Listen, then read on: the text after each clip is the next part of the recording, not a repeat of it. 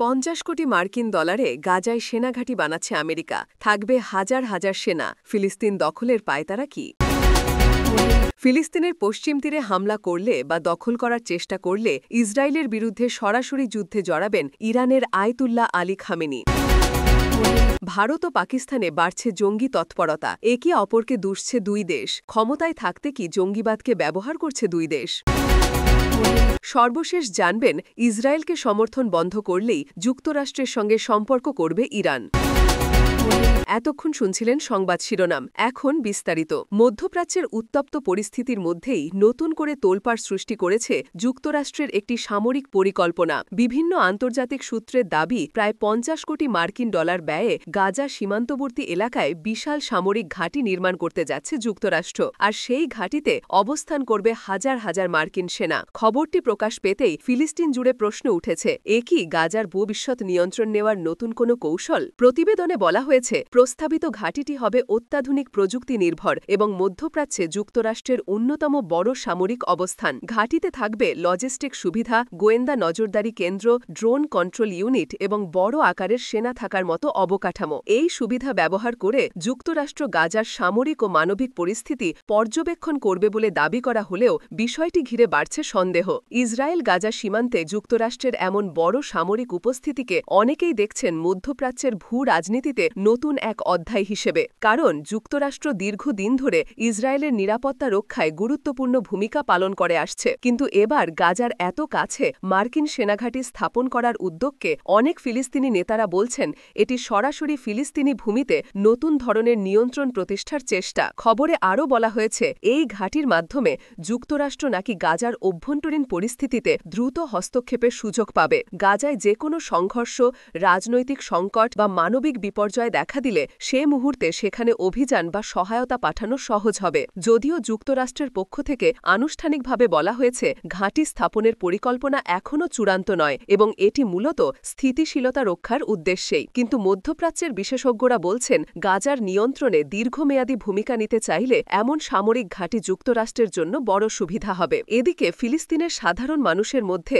বিষয়টি নিয়ে দুশ্চিন্তা বাড়ছে। তারা মনে করছেন, মার্কিন সেনা উপস্থিতি বাড়লে গাজার রাজনৈতিক নিয়ন্ত্রণ আরও জটিল হয়ে উঠবে। একদিকে ইসরায়েলের আগ্রাসন, অন্যদিকে যুক্তরাষ্ট্রের সামরিক অবস্থান, দুই মিলে গাজা হয়তো আর কখনোই স্বাধীনভাবে নিজের ভবিষ্যৎ নির্ধারণ করতে পারবে না। পাশাপাশি মানবাধিকার সংগঠনগুলো বলছে, যুক্তরাষ্ট্র যদি সেখানে স্থায়ী সামরিক ঘাঁটি গড়ে তোলে তবে গাজার দখলদারিত্বের চিত্র আরও জটিল হয়ে উঠবে। আরব দেশগুলোর মধ্যেও বিষয়টি নিয়ে মিশ্র প্রতিক্রিয়া দেখা গেছে। কেউ কেউ বলছেন, মার্কিন সেনা উপস্থিতি পরিস্থিতি আরও অস্থিতিশীল করবে। আবার কেউ মনে করছেন, এটি হয়তো গাজার জন্য নিরাপত্তা এবং মানবিক সহায়তাকে আরও দ্রুত ও সংগঠিত করতে পারে। তবে সাধারণ মনোভাব, এটি মধ্যপ্রাচ্যের শক্তি ভারসাম্যে বড় ধরনের পরিবর্তন আনতে পারে। সব মিলিয়ে মার্কিন ঘাঁটি গাজায় প্রতিষ্ঠিত হলে এটি শুধু সামরিক সিদ্ধান্ত হবে না, বরং ফিলিস্তিনের রাজনৈতিক ভবিষ্যৎকেও গভীরভাবে প্রভাবিত করবে। এখন দেখার বিষয়, 50 কোটি ডলারের এই প্রকল্প আসলেই বাস্তবায়ন হয় কিনা, আর হলে তা গাজা ও পুরো মধ্যপ্রাচ্যের জন্য কি নতুন সংকেত বয়ে আনে। এরপর জানবেন, মধ্যপ্রাচ্যের ক্রমবর্ধমান উত্তেজনার মধ্যে নতুন করে আলোচনার কেন্দ্রে উঠে এসেছেন ইরানের সর্বোচ্চ নেতা আয়াতুল্লাহ আলী খামেনি। আঞ্চলিক বিভিন্ন সূত্র একযোগে দাবি করছে, ইসরায়েল যদি ফিলিস্তিনের পশ্চিম তীরে বড় আকারে হামলা চালায় বা দখল সম্প্রসারণের উদ্দেশ্যে সামরিক অভিযান শুরু করে, তাহলে ইরান সরাসরি যুদ্ধে অবতীর্ণ হতে প্রস্তুত। খবরটি প্রকাশের পর মুহূর্তেই আন্তর্জাতিক অঙ্গন থেকে শুরু করে স্থানীয় রাজনৈতিক মহল পর্যন্ত তুমুল প্রতিক্রিয়া দেখা দিয়েছে। সূত্রগুলোর দাবি, তেহরানে সাম্প্রতিক এক উচ্চ পর্যায়ের বৈঠকে খামেনি নাকি কঠোরভাবে মন্তব্য করেন যে পশ্চিম তীরের ওপর নতুন সামরিক চাপ বা দখল বাড়ানোর কোনো পদক্ষেপ গ্রহণ করলে তা ইরানের জন্য লাল রেখা। তিনি নাকি স্পষ্ট করে বলেছেন, গাজায় সংঘাত চলমান থাকা অবস্থায় যদি ইসরায়েল পশ্চিম তীরের ফিলিস্তিনিদের ওপরও একই ধরনের অভিযান শুরু করে তবে ইরান আর নীরব থাকবে না। তেহরানের ভেতরের এই আলোচনা ইরানের সামরিক বাহিনী IRGCর উচ্চ পর্যায়ের কর্মকর্তা কর্মকর্তাদের মধ্যেও দ্রুত ছড়িয়ে পড়ে বলে আঞ্চলিক সংবাদ মাধ্যমগুলোর দাবি। খবরে আরও উল্লেখ করা হয়েছে, পশ্চিম তীরের পরিস্থিতি গত কয়েক মাস ধরে ক্রমশ অস্থিতিশীল হয়ে উঠছে। ইসরায়েলি সেনা অভিযান, বসতি সম্প্রসারণ, রাতের বেলায় নাগরিকদের গ্রেপ্তার সহ বিভিন্ন পদক্ষেপ সেখানে উত্তেজনা তীব্র করছে। এমন পরিস্থিতিতে ইরানের এই সম্ভাব্য সতর্কবার্তা অঞ্চল জুড়ে নতুন মাত্রা যোগ করেছে। ফিলিস্তিনের স্থানীয় নেতারা বলছেন, পশ্চিম তীরের জনগণ ইতিমধ্যে ভয় ও অনিশ্চয়তার মধ্যে দিন কাটাচ্ছে। তাদের মতে, ইরানের এমন অবস্থান খবর আকারে আসা মাত্রই পশ্চিম তীরের বিভিন্ন এলাকায় আলোচনা শুরু হয়ে গেছে। অন্যদিকে ইসরায়েল সংলগ্ন কূটনৈতিক চ্যানেলগুলো বলছে, তেহরানের যে কোনো সামরিক হুঁশিয়ারি দেশটির নিরাপত্তা ব্যবস্থার ওপর সরাসরি চাপ তৈরি করে। ইসরায়েল গত কয়েক বছর ধরে ইরানের আঞ্চলিক প্রভাব মোকাবেলায় হামাস, হিজবুল্লাহ সহ তেহরান সমর্থিত শক্তিগুলোর বিরুদ্ধে বিভিন্ন সামরিক পদক্ষেপ নিয়েছে। তবে এবার সরাসরি যুদ্ধ সংক্রান্ত দাবিটি আসায় ইসরায়েলের সামরিক পরিকল্পনা আরও সতর্ক পর্যায়ে চলে যেতে পারে বলে ধারণা করা হচ্ছে। ফিলিস্তিনের পশ্চিম তীরে বসবাসকারী সাধারণ মানুষ খবরে ভিন্ন ভিন্ন প্রতিক্রিয়া জানিয়েছেন। কেউ কেউ মনে করছেন, আন্তর্জাতিক সমর্থন বৃদ্ধি পেলেই অন্তত ইসরায়েলের সামরিক অভিযান কমতে পারে।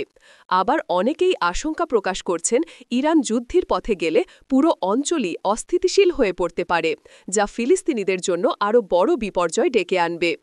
আরব বিশ্বের বিভিন্ন দেশে এই খবর ছড়িয়ে পড়ার সঙ্গে সঙ্গে রাজনৈতিক মহলে আলোচনা শুরু হয়েছে।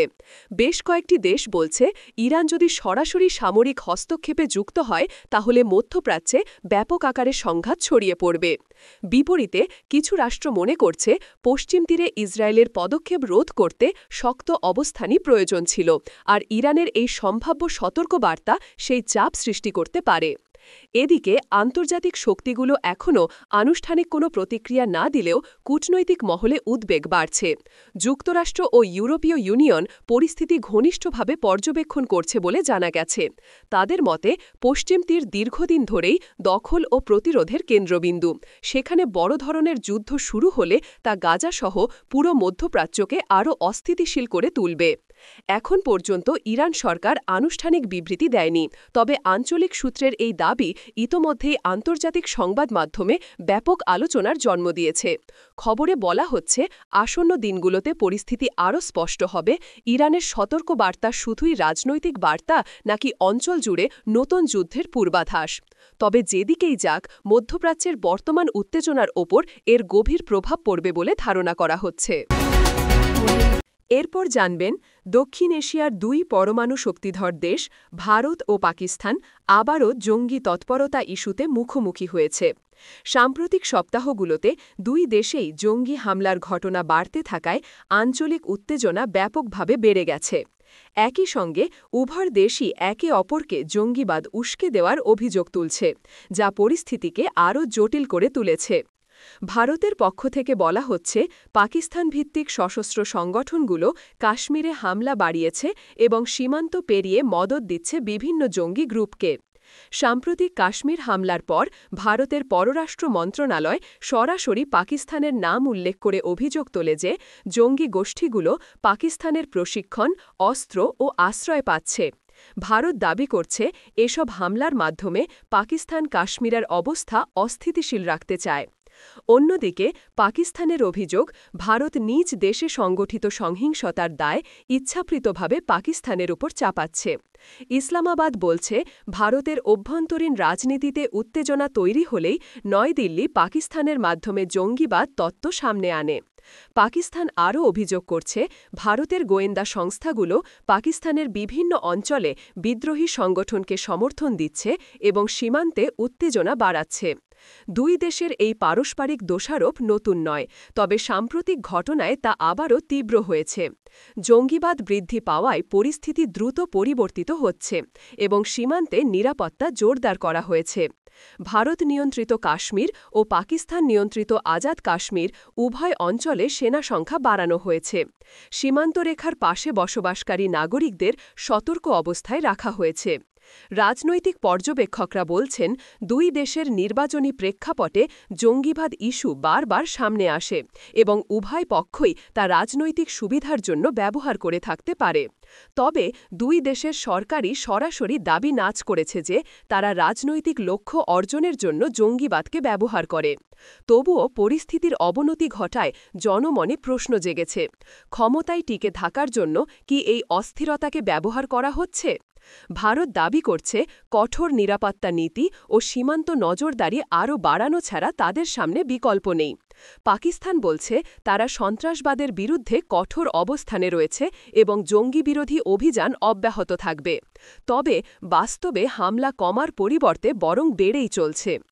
আন্তর্জাতিক মহলেও পরিস্থিতি নিয়ে উদ্বেগ দেখা দিয়েছে। জাতিসংঘ দুই দেশকে উত্তেজনা কমানোর আহ্বান জানিয়েছে এবং সংলাপে ফিরতে উৎসাহ দিয়েছে। যুক্তরাষ্ট্র ও ইউরোপীয় কয়েকটি দেশও গভীর উদ্বেগ প্রকাশ করেছে, কারণ দক্ষিণ এশিয়ার দুই পরমাণু শক্তির মধ্যে যে কোনো উত্তেজনা আঞ্চলিক নিরাপত্তাকে প্রভাবিত করতে পারে। এদিকে সাধারণ মানুষের মধ্যে আতঙ্ক বাড়ছে। সীমান্তবর্তী এলাকার বসবাসকারী নাগরিকরা প্রতিনিয়ত সহিংসতার শঙ্কা নিয়ে দিন কাটাচ্ছেন। জঙ্গি হামলা, গুলি বিনিময়, নিরাপত্তা অভিযান সব মিলিয়ে দুই দেশের জনগণ আবারও অস্থিতিশীলতার মধ্যে পড়েছে। সব শেষে প্রশ্ন থেকেই যাচ্ছে, ভারত ও পাকিস্তান কি সত্যিই সন্ত্রাসবাদের বিরুদ্ধে কঠোর অবস্থানে আছে, নাকি রাজনৈতিক সুবিধা আদায়ের জন্য জঙ্গি ইস্যু ব্যবহৃত হচ্ছে? দুই দেশের ক্রমাগত দোষারোপ ও জঙ্গি তৎপরতা বাড়তে থাকায় সেই প্রশ্নই এখন আঞ্চলিক আলোচনার কেন্দ্রবিন্দুতে। এরপর জানবেন, যুক্তরাষ্ট্র যদি ইসরায়েলকে সামরিক, রাজনৈতিক ও অর্থনৈতিক সমর্থন বন্ধ করে, তবে ইরান যুক্তরাষ্ট্রের সঙ্গে সম্পর্ক পুনর্বিবেচনা করতে প্রস্তুত। এই দাবি প্রকাশের সঙ্গে সঙ্গেই আলোচনার কেন্দ্রবিন্দুতে উঠে এসেছে তেহরান-ওয়াশিংটন সম্পর্ক। সূত্রগুলো বলছে, ইরানের শীর্ষ নীতি নির্ধারক পর্যায়ে সাম্প্রতিক বৈঠকে দেশটির পররাষ্ট্র নীতিতে বড় পরিবর্তন আনার আলোচনা হয়েছে। সেখানে বলা হয়, যুক্তরাষ্ট্র যদি মধ্যপ্রাচ্যে একতরফা অবস্থান পরিবর্তন করে এবং বিশেষ করে ইসরায়েলের প্রতি নিঃশর্ত সমর্থন বন্ধ করে, তাহলে তেহরান নতুন অধ্যায় শুরু করতে প্রস্তুত। দাবি অনুযায়ী ইরানের এই অবস্থান সরাসরি যুক্তরাষ্ট্রের কাছে বার্তা হিসেবে বিভিন্ন ডিপ্লোম্যাটিক চ্যানেলে পৌঁছানো হয়েছে। ইরান দীর্ঘদিন ধরে বলে আসছে, যুক্তরাষ্ট্রের সঙ্গে উত্তেজনার মূল কারণ হল ইসরায়েলকে সমর্থন। বিশেষ করে গাজায় হামলা, পশ্চিম তীরে সামরিক অভিযান ও ফিলিস্তিনিদের ওপর অব্যাহত দমন পীড়নের বিষয়গুলো ইরান প্রকাশ্যে তীব্র সমালোচনা করে। নতুন দাবিতে বলা হচ্ছে, ইরান যুক্তরাষ্ট্রের নীতিতে পরিবর্তন চাইছে আর বদলেলে তারা সম্পর্কের নতুন পথ খুলতে আগ্রহী হতে পারে। অন্যদিকে যুক্তরাষ্ট্রের পক্ষ থেকে এখনও কোনো আনুষ্ঠানিক প্রতিক্রিয়া পাওয়া যায়নি। ওয়াশিংটন দীর্ঘদিন ধরে ইসরায়েলকে মধ্যপ্রাচ্যের নিরাপত্তার অন্যতম প্রধান অংশীদার বলে বিবেচনা করে এসেছে।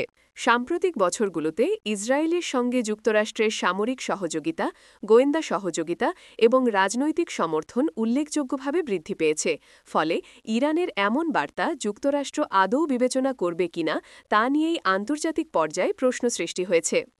তেহরানের এই সম্ভাব্য বার্তাকে কেন্দ্র করে ইসরায়েলে উদ্বেগ বাড়ছে বলে আঞ্চলিক সংবাদ মাধ্যমগুলো জানাচ্ছে। ইসরায়েল মনে করে, মধ্যপ্রাচ্যে ইরানের প্রভাব বাড়ার সঙ্গে সঙ্গে যুক্তরাষ্ট্রকে চাপ দিতে তেহরান এই ধরনের কূটনৈতিক অবস্থান নিচ্ছে। ইসরায়েলি নীতি নির্ধারকদের মতে, ইরানের লক্ষ্য হল যুক্তরাষ্ট্রকে তাদের নীতি পরিবর্তনে বাধ্য করা এবং ইসরায়েলের আন্তর্জাতিক সমর্থন দুর্বল করা। এদিকে ইরানের অভ্যন্তরীণ মহলেও বিষয়টি আলোচনার জন্ম দিয়েছে। কেউ কেউ বলছেন, যুক্তরাষ্ট্রের সঙ্গে সম্পর্ক পুনর্বহাল হলে ইরানের ওপর আরোপিত আর্থিক নিষেধাজ্ঞা কমতে পারে এবং অর্থনীতি স্বস্তি পেতে পারে। আবার কেউ কেউ মনে করেন, ইসরায়েল ভিত্তিক শর্ত আরোপ করে তেহরান যুক্তরাষ্ট্রকে কৌশলগতভাবে চাপে রাখতে চাইছে। আরব দেশগুলোতে এই খবরটি দ্রুত ছড়িয়ে পড়েছে।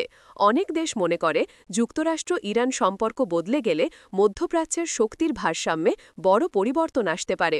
বিশেষ করে ফিলিস্তিন প্রশ্নে যুক্তরাষ্ট্রের অবস্থান নরম হলে তা অঞ্চলে নতুন কূটনৈতিক পরিস্থিতি তৈরি করবে। আন্তর্জাতিক মহল পরিস্থিতি গভীরভাবে পর্যবেক্ষণ করছে। বিশেষজ্ঞদের মতে, যুক্তরাষ্ট্র ও ইরান বহু বছর ধরে পরস্পরের প্রতিদ্বন্দ্বী রাষ্ট্র হলেও সাম্প্রতিক ঘটনাবলী কূটনৈতিক আলাপের সুযোগ তৈরি করেছে। তবে বিষয় সরকারিভাবে কোনো নিশ্চিত তথ্য না আসায় এখনও পুরো বিষয়টি দাবি মাত্র।